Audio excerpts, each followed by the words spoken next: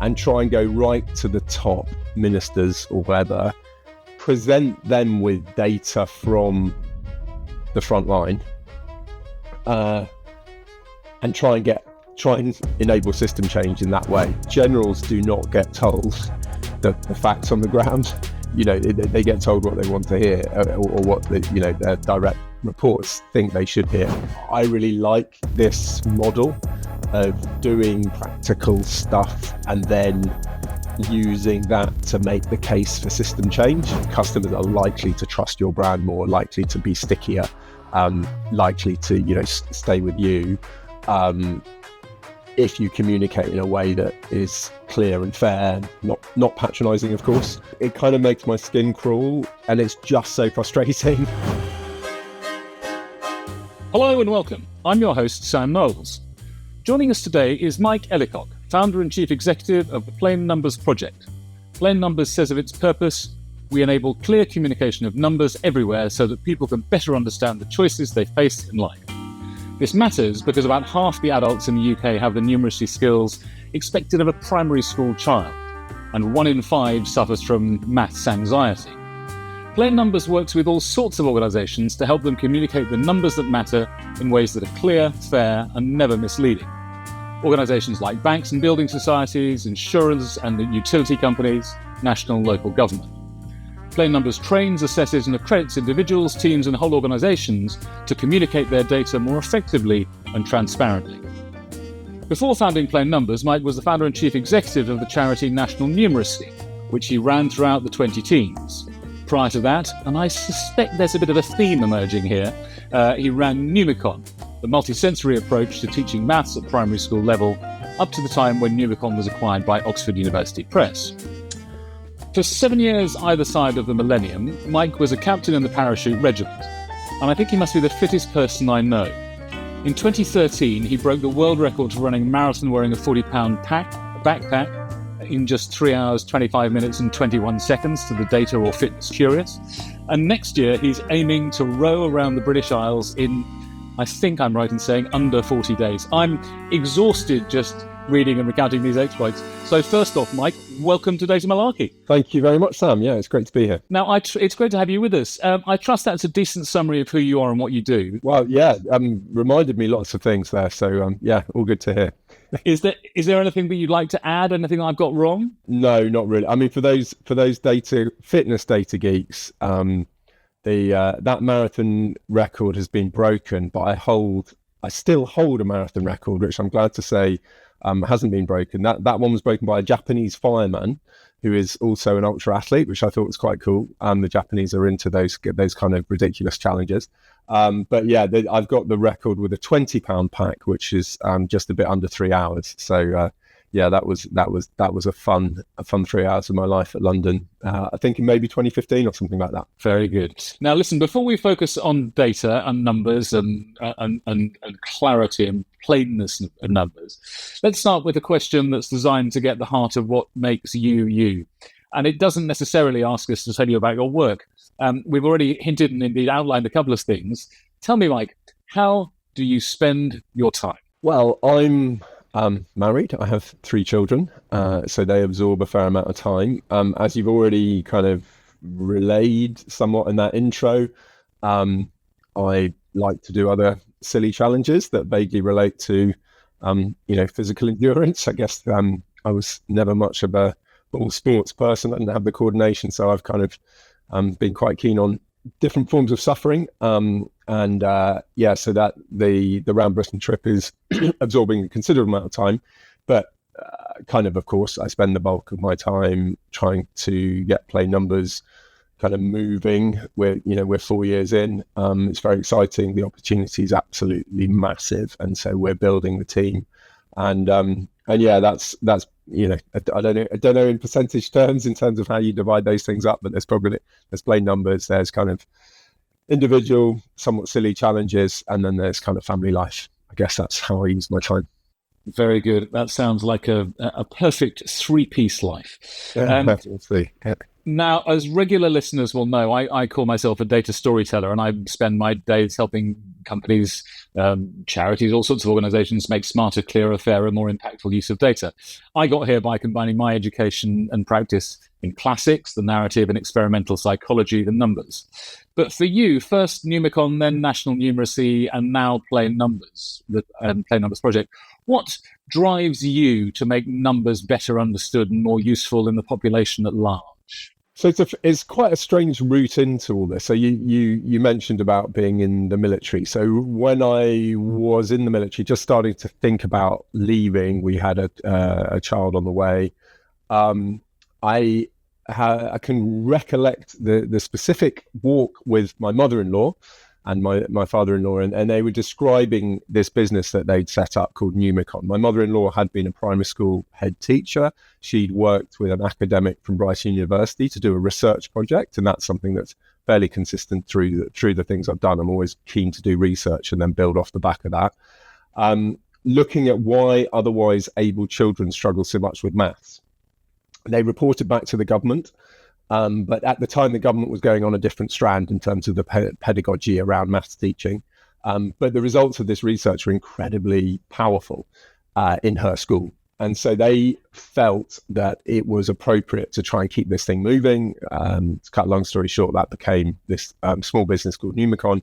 And when they described that, that was exactly the kind of thing I thought I'd like to do when I got out of the military. So I went and did an MBA because I thought that would be a sensible thing to do. I went to work in the city for HSBC, which again, I thought would be a sensible thing to do in terms of paying the mortgage. But the pull of Numicon, and it was mainly pull factors, but with hindsight bias, you could also say there were push factors. So I left the city in March 2008, before everything imploded a little bit later that year. Joined Numicon, so I swapped a commute going up from Lewes in Sussex up to Canary Wharf to going 8 miles down the river to Newhaven, which was a rather pleasant change. And we grew Numicon very fast. So that was how I got into the numbers side of things. I did do maths A-level and stuff. I wouldn't say, and I actually did maths, history, geography. So I'm very frustrated with our system in the UK of diverting people down one path or the other very early in their kind of academic career at the age of 15. Really, they have to make that choice, and I think that's fundamentally a flaw in our system. But yeah, so we grew the business fast. We ended up selling it to obviously University Press, as you mentioned, and then I was in this slightly strange situation of having worked in a bank for a couple of years, run a small business that we sold for a couple of years. And, what would I do next? So I did start another small business called Precision Hydration, which is still going strong, but I'm no longer involved. And in parallel with that, a report had been written saying, looking at why were there no charities focused on numbers when there were a whole load focused on words and literacy? In fact, there were 6 at the time. And I wasn't that keen working at OUP, having run Numicon myself. And I don't think they were that keen to have me there either. I was working a year as, part of an earnout. And so they were very happy to let me look into this problem. What can we do about numbers in terms of supporting adults to get more confident and competent? And yeah, cutting a long story, I'm not very short actually. I've been rambling along, but yeah. So we set up Numicon. We set up National Numeracy rather. We had some support initially from Nationwide Building Society, and then we started to gather momentum. So that got set up in 2012, and the focus there was all about enabling adults to be more confident and competent with numbers and data. We realised that the education system has some fairly fundamental flaws, which I kind of alluded to already. The adult skill system's also pretty fundamentally flawed in the UK, and so we felt that we needed to set up our own tool, an online tool, which became known as the National Numeracy Challenge and is still going strong. And anyone listening into this is interested, please do have a look at the National Numeracy Challenge, because it combines both kind of skills but also the affective domain, how numbers make people feel. And that's a really significant part of the problem, maybe even a larger part of the problem than the skills. So yeah, I ran that for a while. Plain Numbers could be seen as a spin out, a commercial spin out, I hasten to add, from the work at National Numeracy. Very good. An excellent trajectory. I'm completely with you about the education system being flawed, but I mean partly about teaching the wrong things, but also exactly as you say, forcing people to go down an avenue too early. When I had done my O levels, because of course I'm that old, and I was looking at the end of my fifth form, my grammar school, to do my A levels. One of my classics teachers was the guy who also, because classics is coding and problem solving rather than anything else. One of my classics teachers, it was his job for the 6 or 7 weeks of the summer holiday to map the school timetable for the sixth form, and it took him all 6 weeks because he used slide rules and so on and so forth. And he said, so obviously, clearly we want you to do Latin, Greek, and ancient history, which is what I ended up doing. I said, I'd actually rather do Greek, French, and chemistry. And he said, no one's ever asked that before. And he sort of went slightly ashen and grey and disappeared for a week and came back and said, "I'm sorry, it cannot be done. It's impossible to do." So I'm completely with you. You're very kind of practical in the. I've always respected that about. I didn't know you. I was aware of Numicon because my son used it at primary school, and I wasn't aware of your connection. But since I've known you in National Numeracy and now Plain Numbers, you're very practical. You're also very empirically and theoretically underpinned as well. Could you talk to us a little bit about the importance of kind of theory of change underpinning the types of both National Numeracy and Plain Numbers? Yeah, I mean, it's the way I guess I frame it is around yes, there's that evidence, to build an evidence base, and that's I'll come on to that in terms of plain numbers, but my main, I can guess, modus operandi is to do stuff like roll sleeves up and get involved at the front end of delivery and but then cut out all the middle men and women and try and go right to the top ministers or whatever, present them with data from the front line, and try and enable system change in that way. You just get clogged up otherwise, I find, in bureaucracy. And I also, from my experience in the military, generals do not get told the facts on the ground. They get told what they want to hear, or what their direct reports think they should hear, and so on. So were a few instances, where there was one at National Numeracy where, because of the connection with Nationwide, I think it was the chair of Nationwide was also the vice chair of NHS England. So we were doing work with healthcare assistants in NHS trusts. It was revealing some really scary stuff around numeracy levels and lack of confidence around numbers. And just to give people a little anecdote around that, anyone who's been in a hospital may recall that there's a sheet at the bottom of your bed which has 7 kind of data inputs, which it's called a news score. One of them is your heart rate, one's your blood pressure, things like that. For each of those, depending on how far you are away from what is classified as normal, you score either 0 points if you're pretty much in the normal range, 1, 2, or 3 if you're at extreme high or extreme low. And I think there's 7 of those different factors or whatever input points, and then the healthcare assistants to add them up. And then when the doctor goes round, she looks at what the totals are, and it gives her a little kind of quick steer as to where each patient's at. One of the trusts we were working with, when we explained the broader problem around numeracy in the population, thought that a good little test of this would be to collect a whole load of those news scores, and they collected a few hundred, and check the adding up. So, Sam, have you got a prediction of to what proportion of those news scores were actually correctly added up or incorrectly added up? Let's say correctly added up, there was a third, to be on the depressing side. Yeah, so that is depressing, but I mean, it's still equally depressing. It's the flip of that. So there were two-thirds were correctly added up, and a third was incorrectly added up. But it did amuse me, or it didn't amuse me. It's a serious point, but there are, the number of initiatives in the health service here in the NHS around digitization and all this cool, quite sexy stuff going on. But there on the front line, you're having, a really clunky system, really, that's human dependent and is flawed. So those kind of things would never be revealed, I think, unless you kind of start to grind stuff out.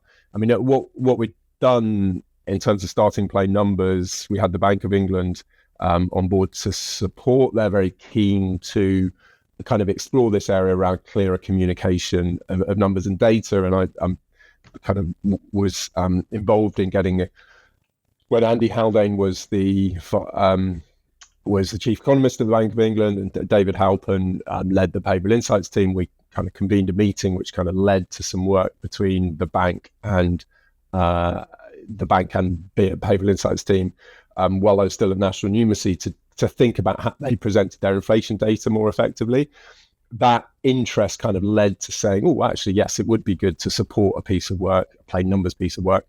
So they were on board, and then we got 5 firms on board, each of them chipping in a little bit of money to do randomized controlled trials to test whether it was possible to communicate numbers and data in a way that more people understood, basically based upon everything we'd learned from pretty much a decade of work at National Numeracy. Spoiler alert, there is a huge, it was absolutely possible, and we're able to see double the number of people understand the communication to a moderate level, and that's really what kicked off Plain Numbers. And it was called Plain Numbers Project Limited, as you said in the introduction, because as far as I was concerned at the start, it was a project. We didn't know whether this was going to go anywhere, but it absolutely did, and we got the Association of British Insurers on board and 6 insurance firms in February 22. We already were working with Direct Line, and then that led to really me switching fire to do this as the day job. Fantastic. Yeah, your news scores. Even if I was twice as pessimistic as I should have been, your news scores example makes me think, of other examples that have led to kind of to fatalities. Doctors, nurses under absolute extreme pressure, getting the decimal point in the wrong place, and if you put 10 times as much or as little of a particular drug into a driver, then that's the end of that patient. In his book, The Sense of Style, The Thinking Person's Guide to Writing in the 21st Century, Steve Pinker, friend of this podcast, former guest, and Harvard psychology professor, he says that the success of both the legal and the financial services industry is almost entirely predicated on the curse of knowledge. And he defines this as the difficulty in understanding what it's like for somebody else not to know something that you know. In your work at Plain Numbers, and the number of the different organizations that you've got as on board and involved in the training, the development, the improving the way that they present their data, would you say that financial services businesses are, maybe by their very nature, because they're dealing with money, the worst offenders in terms of communicating their numbers?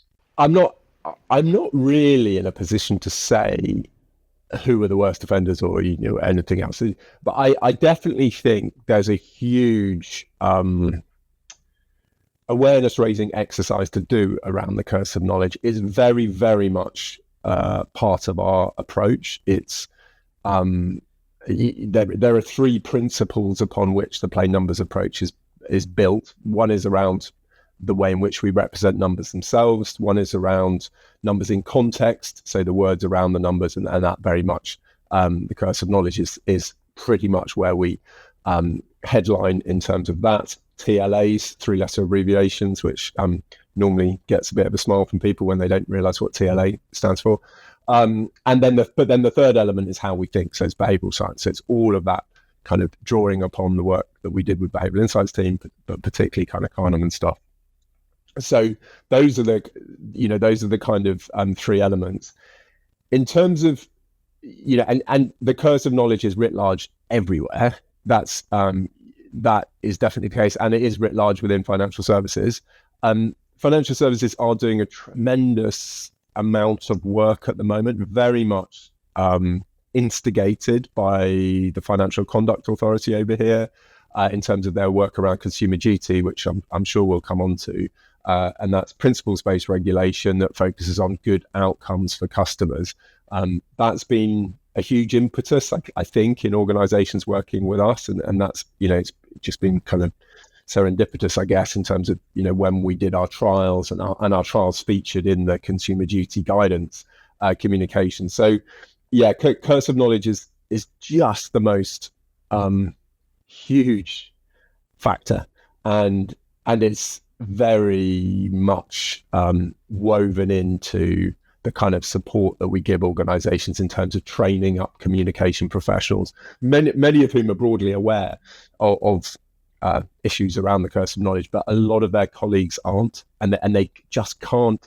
It's not within their purview, their world view, that people couldn't understand the kind of concepts that fundamentally underpin their work. So yeah, it's a big element of what we're talking about. I wasn't asking. I mean, I wasn't at all asking you to name and shame your funding members. But it's very interesting. I mean, I often find myself working with market research companies, partly because I'm deeply involved in Market Research Society, but also because quite clearly the insight and analytics industry deals with a lot of numbers, and they have clients who may well have maths anxiety, working in marketing departments or wherever. I would say that they are among, in the areas that I work, the areas that I train, market research companies are among the worst offenders, but also among both the quickest learners and the most enthusiastic to bond those principles. And I get a sense from you that it's the same with the financial services business.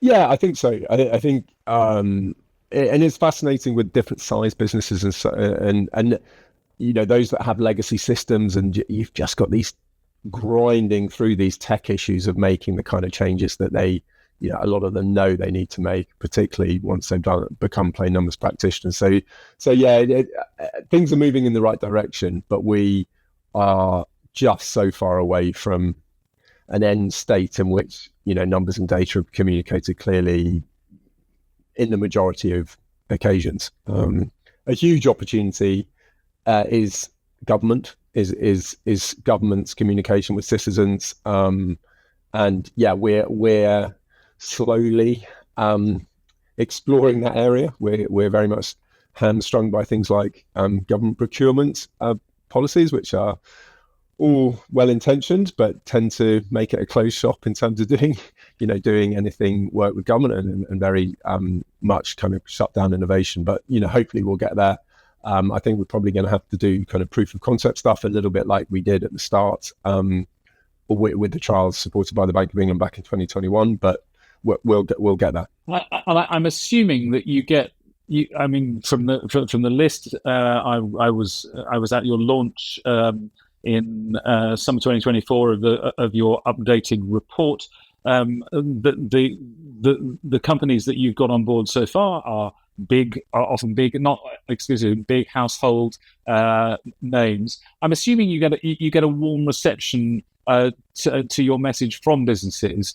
I mean, encouraging them to be clear and fair and never misleading implies that many of them aren't currently. But when you explain how you can help them improve, you get a warm reception. Yeah, I think so. I mean, we've had a warm reception from the 38 or so that we're working with. I mean, there's a kind of sampling bias there, of course, because as a small organization, and we're just recruiting our first business development person right now, so it's been very much kind of responding to interest. That interest has been spurred by things like consumer duty, but not exclusively. We're working with some utility firms and a range of other organizations in other sectors, including actually the Financial Services Compensation Scheme, which is a very interesting FSCS, very, very interesting communication of quite complicated and quite emotive data. But yeah, we have had a lot of interest. I think a challenge for lots of firms is that we only work with firms for a minimum of 3 years.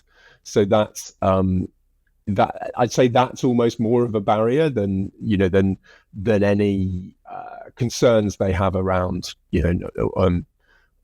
potentially business bottom line impacts on being clearer with customers. I think firms that are in that kind of headspace won't get in touch with us anyway. So we've never seen them. But I do also think that they, especially within financial services, organizations who play on behavioral biases to a significant extent, I should probably add, to make money out of customers are going to be in the firing line, from the FCA. So, and I really like this shift to principles-based regulation rather than, huge box ticking exercises. Oh yes, well it says on page 17 that it's quite clear on page 17 that the customer is blah blah blah liable for this, that, and the other. It's like that doesn't wash anymore. That involves a huge cultural shift in other elements of the organization from those that we're normally directly working with. So a lot of our work is also awareness raising with kind of compliance teams or governance teams or legal teams to slightly kind of educate them about kind of consumer duty in some instances, but also actually to kind of provide some evidence base and to support what their comms colleagues are saying already. And I think in a way, the name Plain Numbers is quite helpful there, because quite a few of these individuals in these other areas are quite quantitatively orientated and live in their kind of bubble of their specialist knowledge that we can provide the data from our randomized controlled trials and so on, and kind of support their potentially soft and cuddly and whatever marketing colleagues to say, look, there's some hard evidence behind what they're saying about communicating more clearly with your customers, and these assumptions that you're making about, well, of course customers must understand that kind of stuff because it's child's play is not necessarily a safe assumption. Now, you've mentioned consumer duty 3 times now. I've counted 3.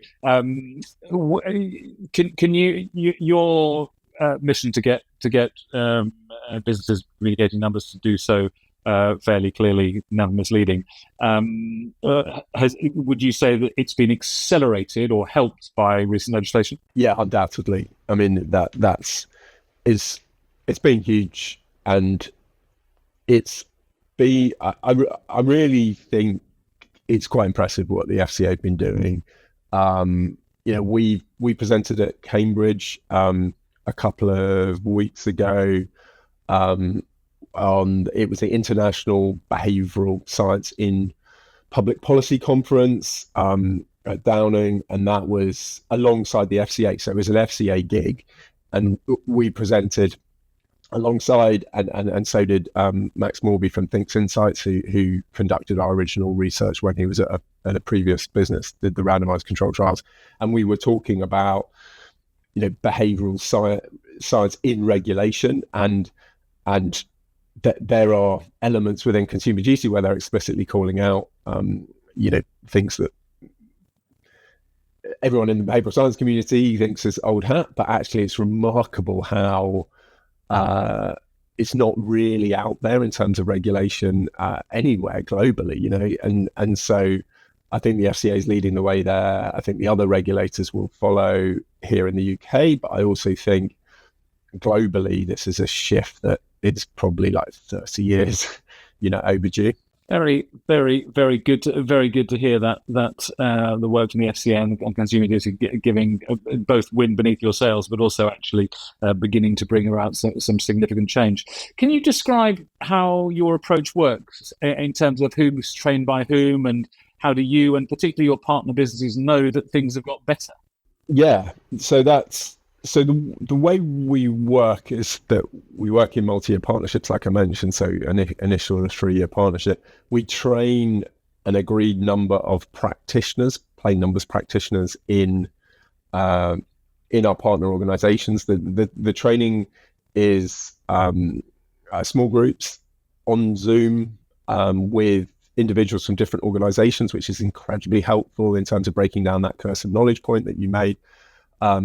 And it is over 4 sessions, the last of which they present back to us their application of the plain numbers approach to one of their communications. So that's a fantastic kind of exercise for them in terms of grinding the cogs through, okay, well, what does this mean for me, and the slight pressure, I guess, of presenting that back in small groups. But it's also incredibly beneficial for practitioners from other organizations to see the way in which people in a similar role to them, but potentially in a very different sector, have gone through that thought process. So we find that provides them with a decent base level understanding around, our principles.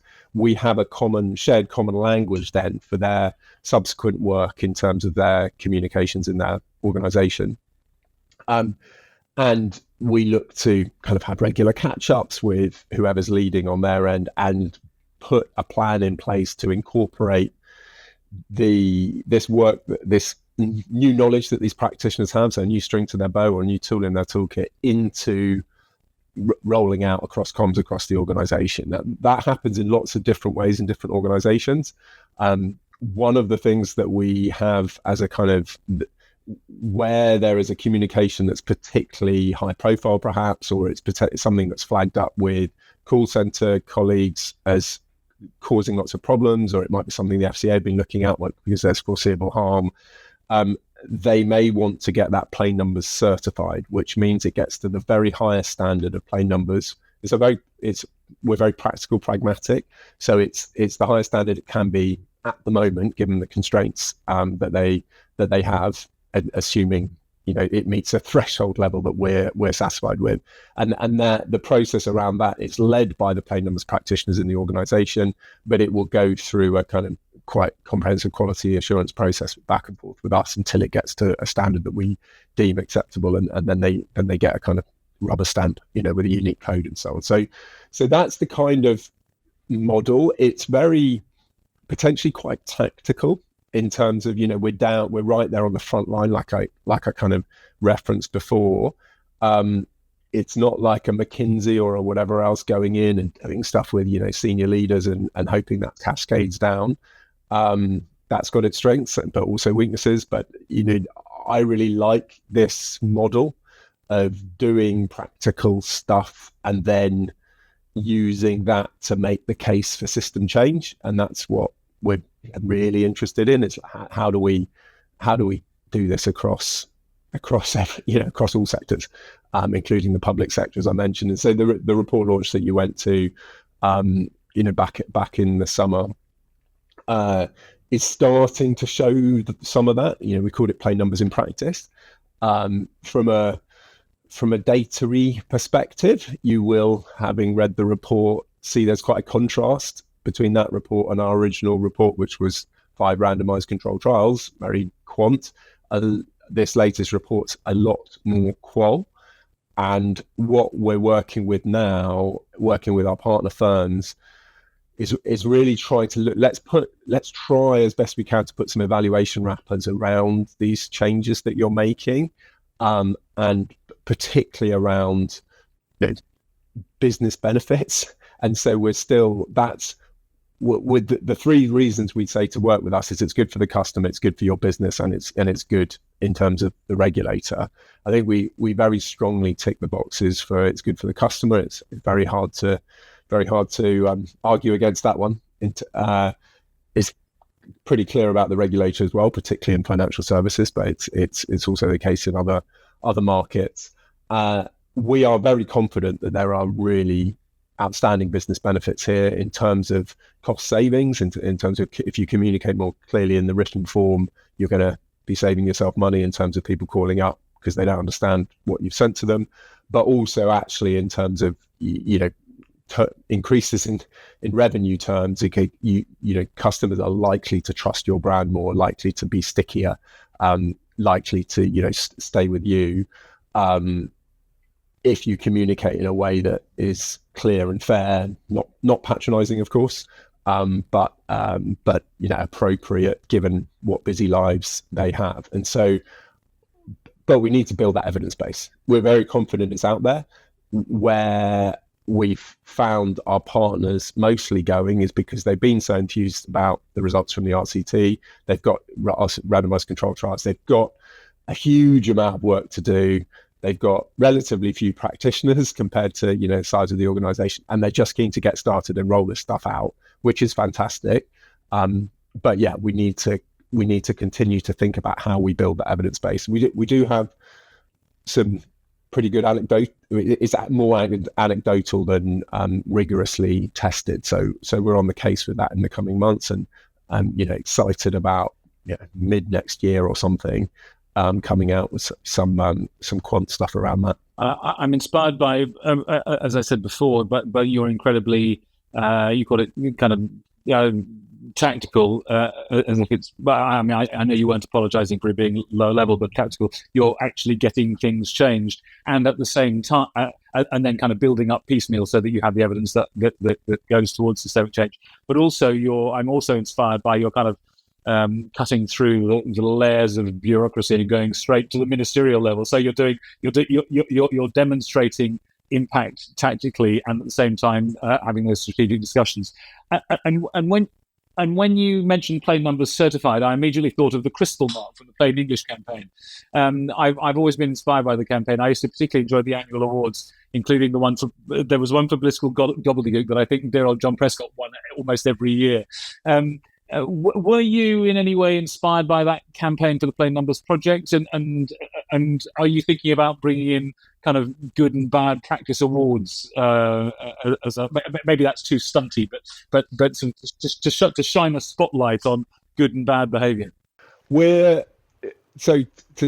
absolutely inspired by Plain English campaign. I mean, fascinating. But they were set up in 1978. So I was born then, but not too old. And their crystal mark came out in 1991, I think it was. So really stark contrast between where we are on the word side of things and where we are on the number side of things. And that data that you read out at the start around numeracy levels in the UK, it's significantly larger scale issue than literacy, and yet we've done stuff around literacy for years, and that's an exact mirror of where we were with national numeracy, and their rough equivalent, the National Literacy Trust, had been set up 20 years before. So there's a mirror there, absolutely. That kind of, although we sometimes get confusion because we're called Plain Numbers, and we are unique in starting with the numbers. We're also unique, I found out, in terms of having randomized controlled trials to show that what we do works. But we are absolutely about the words too, and the stuff that you referred to around Steven Pinker, curse of knowledge, all of that kind of stuff is woven into our approach, as is behavioural science. So it's those three elements woven together, rather than just the numbers, which would be quite boring, I think, and dry. So yeah, they are an inspiration. I think they've spawned a significant number of different organizations. Interestingly, a lot of people who used to work at the Plain English campaign, which is maybe a salutary lesson for me about making sure it's a joy to work here as well as a joy for our partners to work with us. But that was I found that a little bit amusing when I found that out. But yeah, so they are great in terms of the awards and things. I'd say never. But when I was at National Numeracy, I held on for as long as I possibly could before we did National Numeracy Day, and it was KPMG actually that were the ones that were very incredibly enthusiastic and keen to get National Numeracy Day going, because I know how much work all of these things are, and it's relatively easy. I'm just going to drop a line. Relatively easy to do an initial great job on the first one, but then you've got to keep it going and you've got to keep it fresh and so on. So and we're always keen. I think you kind of referred to it or alluded to it in an earlier question. We're keen to promote good practice and highlight good practice. We're not really in the game of calling out bad practice. We don't think it's terribly good for the business, to be honest. And so, yeah, that's kind of where we are. We're looking to be positive. We're looking to work with firms who take this stuff seriously, and kind of by definition, if they're going to commit to working with us for 3 years, then they do. And then we're looking to do everything we can to enable them to incorporate kind of what we know into their communications as rapidly as possible. well, as very practical advocates and users of behavioural psychology, you'll know that carrots tend to work rather better than sticks. So yeah, I'm not surprised to hear that. What's the worst example of a misuse of data that you've witnessed during your career, either national numeracy or plain numbers, or indeed anywhere else? The most painful one, and I'm quite sure you share this view because I know you featured it in one of your books, is £350 million on the side of a bus. I mean, it kind of makes my skin crawl, and it's just so frustrating that it's such a powerful. Each of those different elements is powerful. The 350 million is a sufficiently large number, and it's rounded, and obviously it's way beyond anyone's real ken. And then that per week to the national religion that is the NHS, and taken from the EU, we're all evil EU being demonized by the press over the previous 20 years, and it just played to the worst. The worst of it's the worst use of data I can think of, to be honest, and the ramifications that have come from that. I think we're going to be living with for decades. I was very amused and disturbed, but very amused when Johnson was foreign secretary, I think, before he finally became prime minister, and then it all unravelled. But the Norgrove, the head of the Statistical Society, was regularly writing Johnson letters saying, "Stop it, stop it." Completely riding roughshod. I've got to have a Columbo question, of course. I've asked you a number of questions. I've said lots I haven't. But is there anything in particular in the way that you and your team work with data that I haven't asked you that I should have asked you? No, I think for listeners to your podcast, I think the thing that they might find most shocking is just how low numeracy levels are, and how low level, not to kind of hide our light under a bushel or whatever, the kind of changes that we're making to communications are in order to see this massive increase in comprehension. And at low levels probably not fair, but it's rather simple stuff, but it hasn't been thought about. I mean, that's the thing that surprises me so much, is that you look at some of these communications that we're asked to work with, and bearing in mind these are from firms who actively involved in trying to improve these things, and they just look like they're designed by committee. Like, how did you end up with this mishmash of a communication? And what is the customer really meant to do with this? And, what is it that you're trying to achieve as an organization with this specific communication?